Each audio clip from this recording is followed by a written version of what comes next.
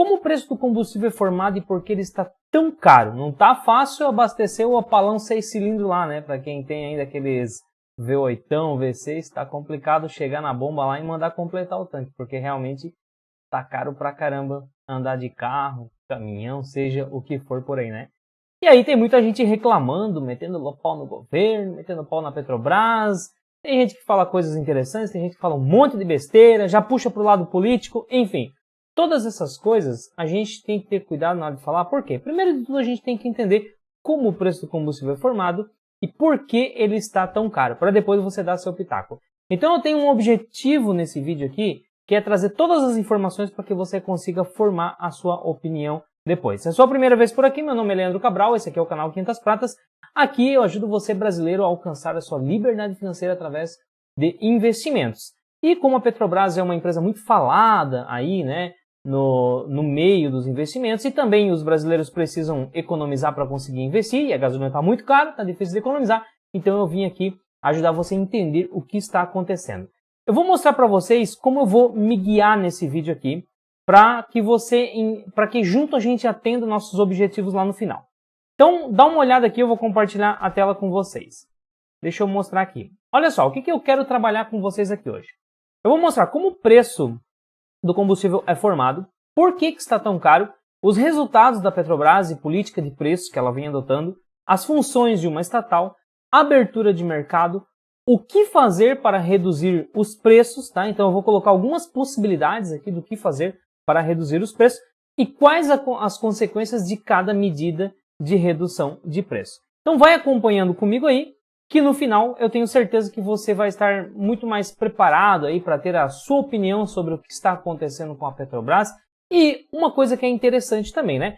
A gente está chegando num momento aí, né? Entrando no momento de eleições, então a gente vai ver políticos, candidatos a presidente alguns falando coisas interessantes, outros falando muita besteira, e nada melhor do que você entender realmente o que funciona para ver se a opinião daquele camarada lá faz sentido ou não. E aí você vai me dizendo aqui nos comentários o que você está achando, quem fala isso, quem fala aquilo, qual é o candidato que tem razão ou não tem razão nas coisas que tá fazendo. E também nós vamos tentar descobrir aqui de quem é a culpa, né? A culpa é do brasileiro, a culpa é do Bolsonaro, a culpa é do PT, de quem que é a culpa, afinal de contas?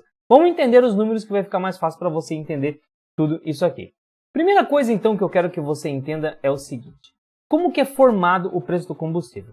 Olha só, pessoal. Isso aqui é um desenho básico que inclusive eu peguei do site da Petrobras, que mostra como que funciona todo esse fluxo, tá?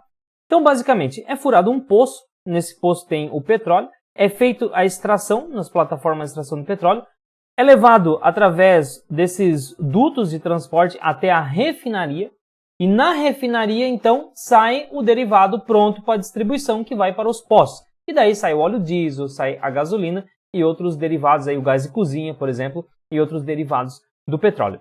Esse aqui é o processo de formação. Agora, isso aqui tudo que eu mostrei para você tem um custo, né? Para a gente extrair, refinar, transportar e distribuir até chegar na sua bomba, tem um custo. Além desse custo aqui, também tem a incidência de impostos. Tudo isso aqui vai formando o preço. E, inclusive, a Petrobras mostra aqui embaixo como que é formado o preço. Então, por exemplo, eu falando aqui, aqui ela mostrou a gasolina. Olha só.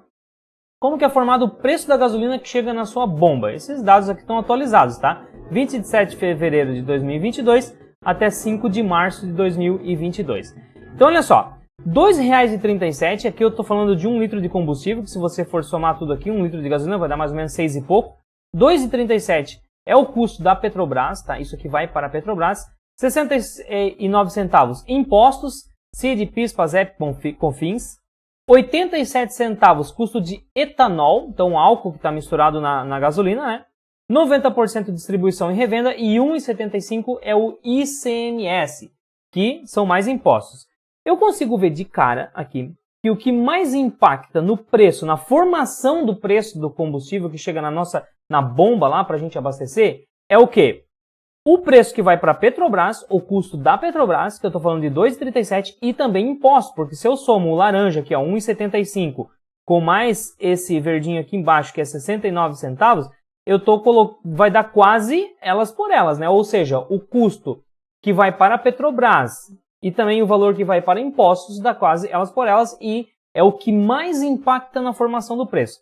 Quando eu olho aqui embaixo, eu tenho a formação do diesel, por exemplo. O óleo diesel, ele já é mais impactado pelo lucro da Petrobras. Então, 3,26, por exemplo, de 1 litro de diesel, né? 3,26 vai para a Petrobras, 33 para imposto, depois mais 79 centavos lá em cima para ICMS, que é imposto também, né?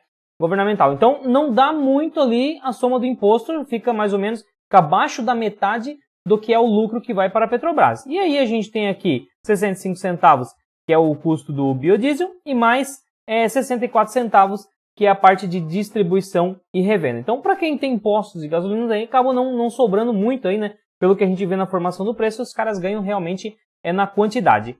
Então, eu vejo aqui, já de cara, que para eu reduzir o preço do óleo diesel, o principal ponto que eu deveria atacar é o lucro da Petrobras, né? A princípio.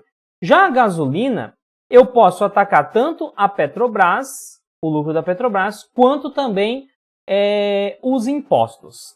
Então aqui eu já tenho uma primeira visão, tá? Eu já entendi como que é feito esse movimento, quais são os itens que compõem o preço até que chegue lá no final.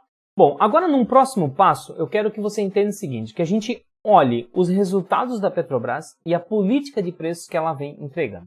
Então olha só, esses dados aqui, eu vou pegar do Oceans 14, eu tenho aqui os dados da histórico de lucro, receita, caixa, dívida da Petrobras para você entender um pouco sobre a empresa e entender se ela precisa dar lucro ou não precisa dar lucro. Então veja que eu tenho desde 99 aqui. A Petrobras, essas barras azuis aqui, essas colunas, né, mostram a receita, quanto que a Petrobras vende. E a linha amarela é quanto que sobrou dessa venda. No final das contas, quanto que sobrou para a Petrobras voltar no bolso. Lucro líquido, tá? Isso aqui é contábil, mas no longo prazo isso aqui acaba se ajustando ao fluxo de caixa. Então, já entra numa parte mais avançada da aula, você que está estudando investimento vai entender melhor isso aqui. Mas se atente agora ao quê? Receita e lucro líquido, que é o que sobra. Essa linha amarela é o que sobra. Veja que a Petrobras é uma empresa que ela veio crescendo receita, deu uma titubeada ali em 2008, 19, 10, né? Deu uma segurada. E o lucro, ele cresceu também até 2004, 2005, depois ele estagnou. 2006 para frente, o lucro não andou mais. 2011 desandou. 12 foi para baixo, 13 foi para baixo, 14 a Petrobras se tornou uma empresa que fechou no prejuízo, 15 no prejuízo, 16 no prejuízo. E finalmente, em 17, ela voltou para cima, conseguiu virar o jogo e agora a Petrobras voltou a ser uma empresa lucrativa. Então a gente viveu uma fase muito crítica da Petrobras aqui, de 2009 para frente ali até 2016 mais ou menos, né? E aí você vai fazendo as relações aí para você entender quem era o presidente da Petrobras nesse momento, quem era o presidente do país, para você conseguir ir relacionando as coisas aqui para ir entendendo. Agora, olha só, aqui embaixo eu consigo ver, por exemplo, a dívida da Petrobras. Deixa eu ver se eu acho aqui para mostrar para vocês. Olha só, aqui eu tenho a dívida. Essa linha amarela aqui é a dívida líquida, ou seja, quanto que a Petrobras deve menos quanto que a Petrobras tem no caixa. Então, imagina que ela tem R$100 no caixa, mas ela tem uma dívida de 60, tá? Então, se ela paga essa 60 de dívida, ainda sobra 40. Agora, se ela tem R$100 no caixa e tem uma dívida de 140, se ela for usar todo esse caixa para pagar a dívida, ainda vai ficar devendo 40. Essa é a dívida líquida, que é essa linha amarela aqui. Então veja que a dívida líquida de 2009 para frente, que é quando eu falei que a Petrobras começou a piorar, foi aumentando, aumentando, aumentando, e ela chegou a incríveis, aqui ó, dívida líquida, 390 bilhões de reais de dívida. E aí depois, finalmente, em 2016, ela foi controlando, vem reduzindo aos poucos, e agora a gente está nesse momento aí com mais de 200 bilhões de dívida líquida à Petrobras. Então ainda é uma dívida gigante, mas a Petrobras ela já vem conseguindo reduzir essa dívida. Até porque a gente vê aqui que ela vem aumentando o lucro. Então, quando eu olho para a saúde financeira da Petrobras, ela está melhorando um pouco as coisas aqui. Agora, uma coisa que você precisa entender. Por que a saúde financeira da Petrobras começou a melhorar depois de 2016? Porque ela mudou a política de preços dela e ela passou de tirar o lucro dela do custo da exploração e refino do petróleo para o padrão PPI, que se chama que é o preço de paridade internacional. É um preço de importação que segue o preço de importação do petróleo no mundo inteiro. Segue o preço do barril do petróleo no mundo inteiro. Então a Petrobras ela passou a seguir esse preço aí. Por que a Petrobras fez isso? Porque quando a Petrobras ela trabalhava com a política de preço por extração, como que é a política de preço por extração e refino? A Petrobras, aquele desenho que eu mostrei para você, ela extrai o petróleo do poço, do poço lá, né? Ela leva até a refinaria, refina e entrega para o distribuidor. Qual foi o custo para produzir isso aqui? Pegamos esse custo, joga uma margem de lucro em cima, pronto, vende lá. Isso aqui tá ótimo, só que nós temos um problema aí.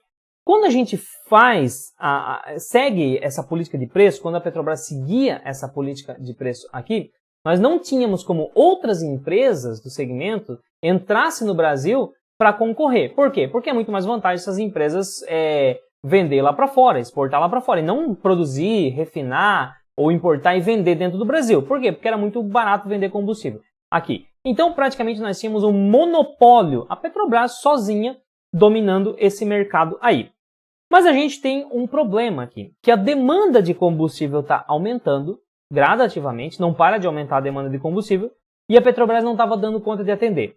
Nós temos a produção de petróleo atendendo a demanda, principalmente depois que a gente descobriu o pré-sal. O pré-sal praticamente dobrou a produção de petróleo, né, da Petrobras aqui. Então a gente tem essa oferta de petróleo, acho que eu falei demanda, né? Essa oferta de petróleo que atende tudo que a gente consome aqui. Porém, a gente não tem no Brasil refinarias que consigam refinar todo esse petróleo, principalmente do pré-sal, que é um petróleo no qual as nossas refinarias aqui não estão preparadas para refinar. O que a Petrobras tem que fazer então, gente? Ela tem que enviar o petróleo lá para fora, exportar esse petróleo e depois comprar de novo esse petróleo para a gente conseguir atender a nossa demanda aqui. Comprar esse petróleo não, comprar já refinado, né? Então a gente vende petróleo lá para fora e depois importa gasolina, importa óleo diesel pronto para o nosso consumo aqui.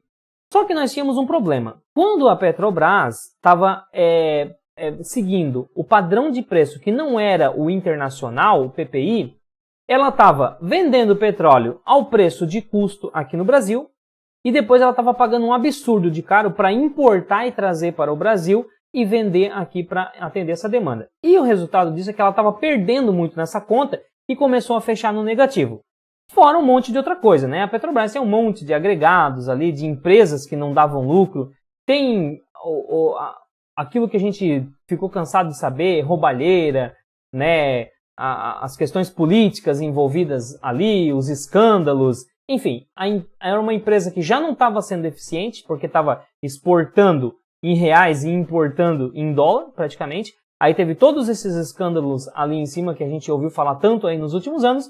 O resultado foi que a Petrobras ficou com uma dívida bilionária e sem condições nenhuma. Imagina, não tinha nem condições de ter lucro e foi se endividando cada vez mais. Como é que ela ia investir em refinarias para conseguir atender a demanda? Não tinha como. Então a solução para que ela parasse de ter esse prejuízo foi, como a gente estava tendo que exportar para depois importar de novo, então já vamos vender no padrão internacional, porque depois a gente importa e a gente não perde nessa operação. Além disso, existiria com isso aí uma abertura de mercado fazendo com que outras empresas do segmento pudessem entrar no Brasil e concorrer com o Petrobras. E aí a gente teria a queda do monopólio. Eu vejo isso como uma grande vantagem. Por quê? Porque nada como abertura de mercado no longo prazo. No longo prazo a gente se beneficia, porque hoje praticamente é um monopólio ainda, né? A Petrobras até esses dias era 80% do combustível que a gente consome aqui, foi baixando para 70%, agora ela já emitiu, estava lendo algumas coisas aqui sobre a própria Petrobras anunciando que vai baixar aí para mais ou menos 60% a participação dela nesse mercado. Mas ainda é muito pouco diversificado, ela é quase um monopólio ainda. E isso faz com que a gente não tenha concorrência, não tendo concorrência a gente não tem empresas mais eficientes, não tendo empresas mais eficientes a gente não consegue ter uma baixa no preço do combustível aí. Agora, para você entender por que está tão caro o combustível, porque a gente adotou o padrão PPI, que é o padrão de preço internacional. Só que esse padrão de preço internacional, ele segue o preço do barril do petróleo, que está lá em cima, eu vou mostrar o gráfico para vocês, e também ele segue a cotação do dólar, que está lá em cima, que eu vou mostrar o gráfico para vocês. Então dá uma olhadinha aqui na tela de novo. Eu tenho aqui, por exemplo, o preço do petróleo. Gente, a gente viu que o preço do combustível ele subiu muito aí, né? De 2020 para cá, principalmente. E olha o que aconteceu. Lá em 2020, a gente pagava o preço do petróleo negociado no mercado aí estava na casa ali de 20 dólares. Chegou a bater, principalmente depois, aqui, ó, agora em fevereiro desse ano, quando teve a guerra da Rússia, da Ucrânia, diminuiu a oferta de petróleo no mercado. Então, tudo que diminui a oferta e continua a demanda, a gente sabe que o preço sobe. Isso é uma regra básica da economia. O petróleo chegou a bater em 130 dólares o barril. E agora já estabilizou um pouco aqui, está em 105 dólares. Mas a gente vê que saiu de 20 dólares e foi lá para 105 dólares. Como isso aqui agora manda no preço do combustível no Brasil, porque a Petrobras cobra um barril de petróleo baseado nisso aqui, isso aqui jogou o preço muito para cima. E a Petrobras ela não repassa imediatamente. Uma vez por mês é feita uma reunião lá, e conforme o quanto subiu e a expectativa do que vai subir ou cair isso aqui, é que eles colocam o novo preço da Petrobras. Mas isso aqui é o que guia. Outra coisa que a gente tem, levando em consideração também, é o preço do dólar, né? E a gente vê aqui, ó, principalmente de 2020 para frente, o dólar saiu de R$ 3,90, R$ 4,00, foi lá para cima, chegou a bater quase em R$ 6,00. Então, eu somando a alta do preço do barril do petróleo e a alta do dólar, é por isso que o nosso combustível vai lá para cima. Só que olha só, sempre vai ser assim. Se eu pego esse gráfico aqui, ó, do Brent, que é o petróleo bruto, e eu aumentar ele, deixa eu mudar isso aqui, ó. Eu vou colocar em mensal aqui, para a gente pegar um histórico maior. Olha só, vou pegar se eu pegar aqui, ó, desde dos anos 90, olha o que aconteceu. O petróleo estava lá embaixo, aí foi lá em cima, perto de 136 dólares, caiu para 46 dólares, foi para 118 dólares, caiu para 35 dólares, caiu para 25 dólares, foi para 100 dólares de novo. O petróleo oscila. Agora tá ruim pra gente, porque tá muito cara a gasolina. Por quê? Porque o petróleo tá lá em cima e porque o Paulo Guedes falou que teria que fazer muita besteira pro dólar chegar a 5, mas chegou quase em 6. Não sei se essas besteiras foram feitas ou não foram, mas o fato é que chegou. O dólar tá lá em cima, o petróleo tá lá em cima, a gente tá pagando caro pra chuchu. Agora, as propostas dos políticos que estão chegando aí, né, porque a gente está com a eleição, é o quê? Mudar o sistema de preço da Petrobras de novo para não ser o padrão internacional e voltar a ser aquele preço baseado na extração e refino. Só que o que acontece? Não é tão barato também a gente fazer isso. E talvez, vamos dizer aqui, a gasolina está a 6,50, talvez cairia lá para teria que calcular, mas para uns 4,50, 5. É bom no curto prazo? É bom, claro que é bom a gente fazer isso. Agora, quando o petróleo voltar para baixo, voltar aqui para 30, isso acontece porque é uma prática desse mercado, né? É uma prática desse mercado, cria estoque, baixou muito o preço, quando baixou muito o preço para a produção, para queimar esse estoque, queimou esse estoque, sobe o preço, e ao longo dos anos isso vem acontecendo. Então o petróleo está lá em cima, agora vai ser aumentada a produção, faz estoque, cai o preço.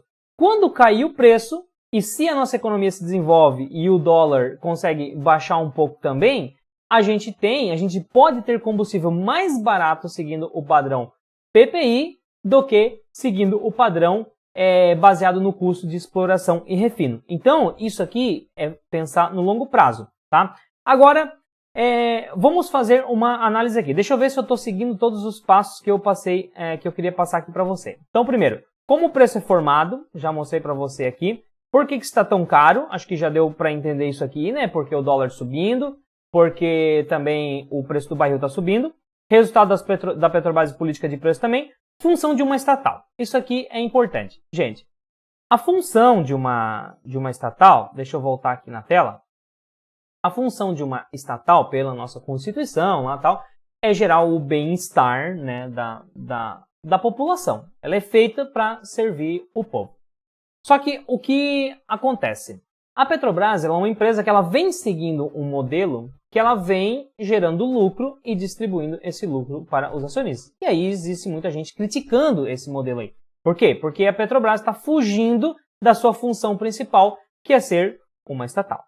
Só que a Petrobras, ela não é mais uma estatal pura, no meu ponto de vista, até porque somente ali 36, 37% da empresa está na mão do governo. O restante está na mão do acionista. Então a maior parte da Petrobras está na mão de pessoas que têm interesse em serem investidores e não querem que a Petrobras siga como uma estatal. Inclusive ela vem se encaminhando para ser privatizada, né? E por isso a Petrobras ela tem que atender a função dela, que é ser uma estatal, porque ela ainda tem ela é considerada uma estatal e tem uma boa parte na mão do governo. Só que ao mesmo tempo ela tem que entender o interesse dos acionistas, porque a maior parte dos investidores da empresa são os acionistas, né? Então são as pessoas, os fundos, os institucionais que vão lá e investem na Petrobras. Então ela tem que achar um meio termo para atender esses dois.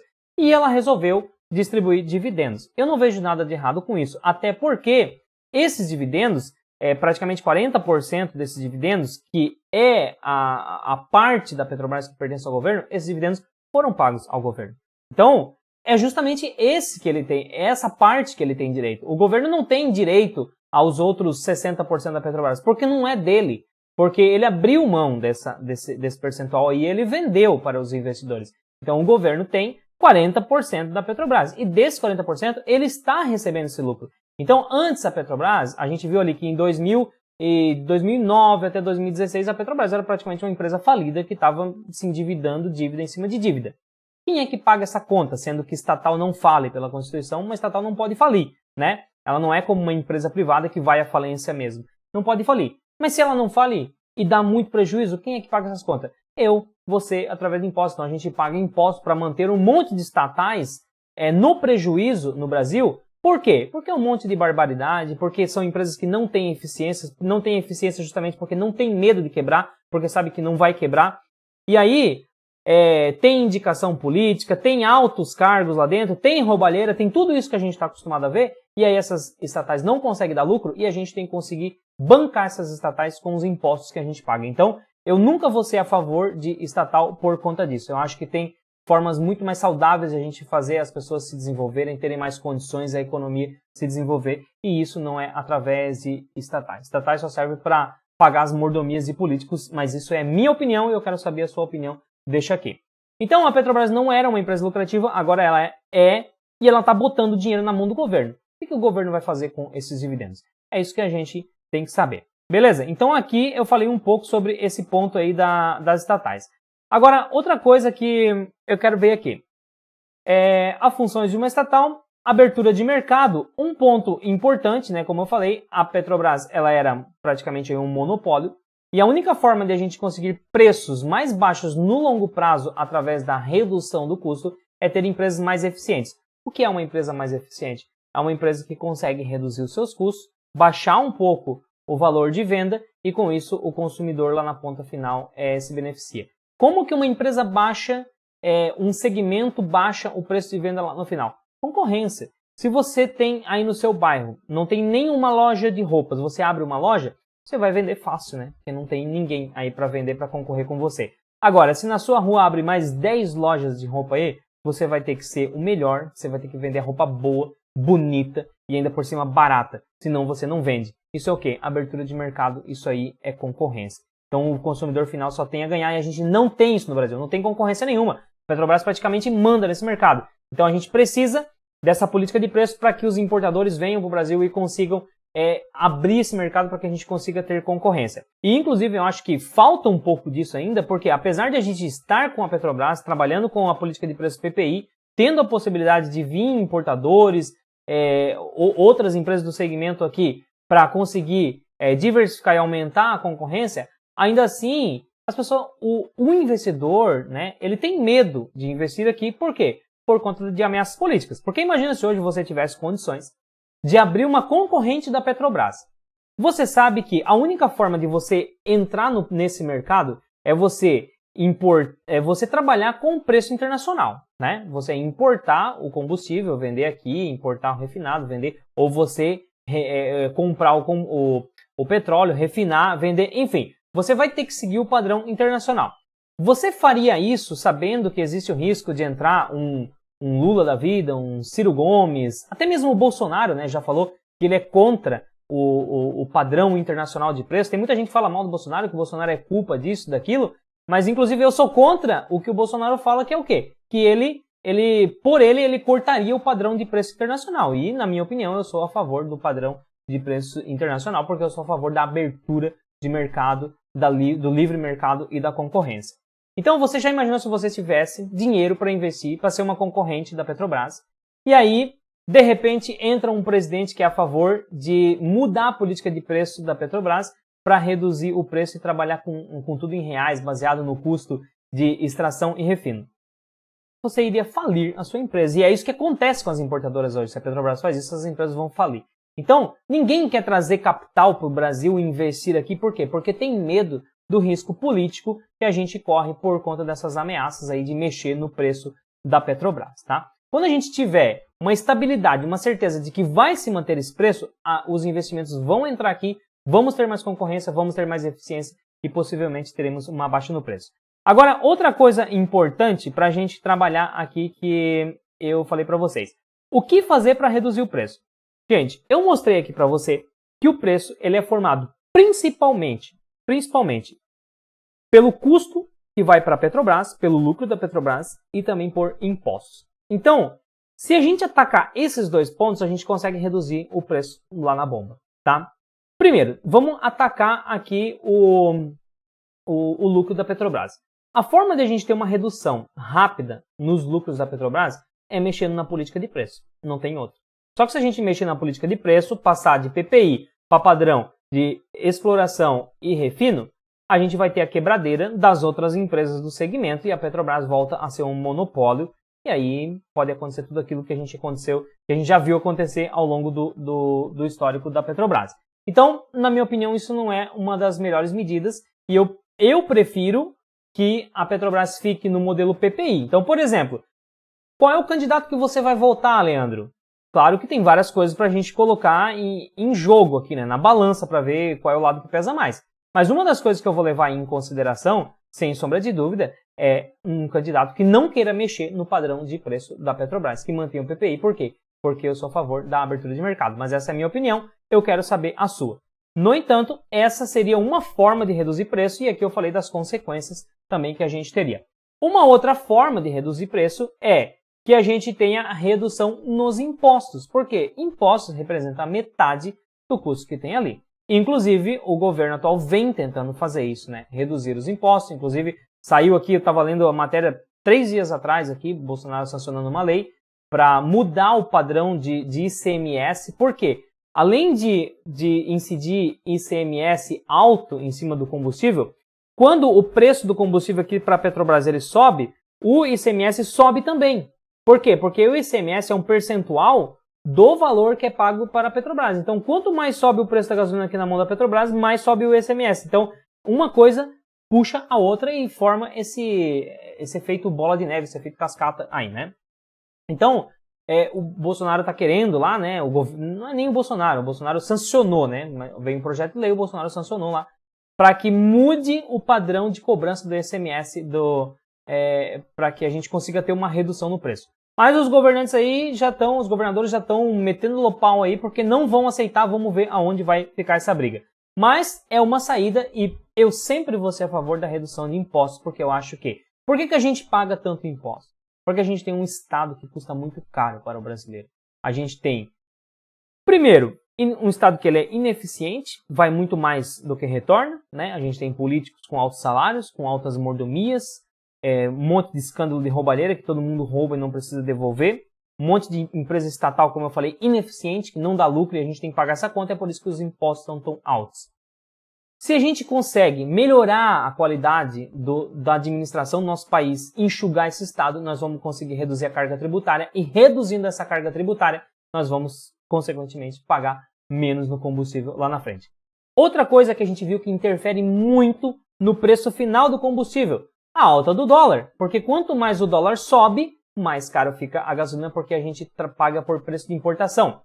Uma economia bem desenvolvida, uma economia robusta, uma economia que vai para frente, um país que começa a ganhar força na sua moeda, não fica tão desvalorizado perante o dólar. É isso que a gente precisa.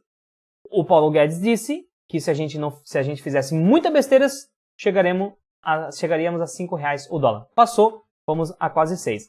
Essas besteiras é que a gente não pode fazer, a gente precisa de uma economia que se desenvolva, um país que tenha mais estabilidade, para que a gente consiga com que a nossa moeda frente ao dólar faça com que o dólar passe a valer menos de 5, 4, 3. Com isso, nós teríamos um combustível barato. Então, gente, quando o petróleo baixar, porque ele baixa, ele é cíclico, o petróleo, tá? É uma característica. Petróleo baixando, dólar caindo e redução de imposto, eu vejo que a Petrobras não precisa mudar sua política de preço, manter o padrão internacional, nós teríamos combustível mais barato e ainda nós teríamos uma abertura de mercado, uma maior concorrência e o consumidor final só tem a se beneficiar com isso. Então, essa é a minha opinião sobre tudo que está acontecendo. Procurei explicar aqui o que é Petrobras, como funciona tudo isso, qual é a política de preço dela, qual é a interferência política que tem por trás disso aqui. Agora você tem conhecimento, você vai ver quantas pessoas falam besteira por aí a respeito da alta do combustível, porque a culpa é desse político, porque a culpa é do Guedes, porque a culpa é do Bolsonaro, não, porque a culpa é do Lula, porque a culpa é da Dilma. Cada um fala uma coisa. Agora eu acho que com essas informações aqui você consegue formar a sua opinião, relaciona com as datas que eu passei, tudo que aconteceu, você vai ver talvez de quem que é a culpa das coisas que aconteceram, e aí você vai conseguir, primeiro, fazer um debate aí com mais inteligência, caso você vá debater isso com alguém, e também fazer uma boa escolha na hora de apertar o confirma lá na urna eletrônica, porque agora você entende como essas coisas funcionam. Meu nome é Leandro Cabral, esse aqui é o canal 500 Pratas, e eu te vejo na próxima aula.